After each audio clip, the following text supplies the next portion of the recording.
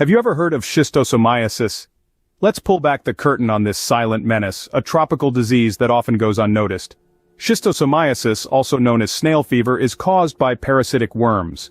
A tropical disease, yes, but it doesn't just lurk in the tropics. It's a global concern, prevalent in parts of Africa, Asia, and South America.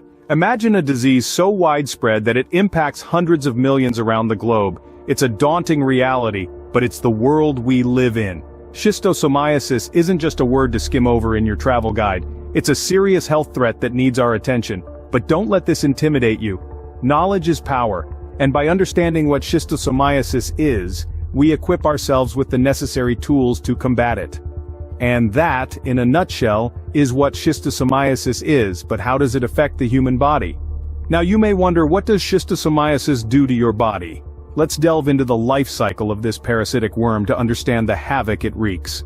The journey begins in contaminated freshwater, where the larvae are released by freshwater snails. Unseen to the naked eye, they penetrate human skin and make their way into the bloodstream. Once inside, these parasites mature into adult worms and start reproducing. Their eggs, some of which get trapped in body tissues, cause an immune reaction. This is where the symptoms kick in. Abdominal pain, diarrhea, bloody stool or urine, and even general sickness. But the real danger lies in the complications.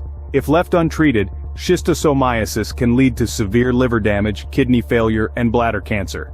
It's a silent assailant, with severe consequences that often don't manifest until years later. So it's clear that schistosomiasis isn't something to take lightly. But where exactly can you find it? So where are the danger zones for schistosomiasis, you might ask? This disease is most prevalent in regions struggling with poor sanitation and hygiene, particularly in parts of Africa, South America, and Asia. Within these areas, the disease thrives in bodies of fresh water contaminated by infected snails.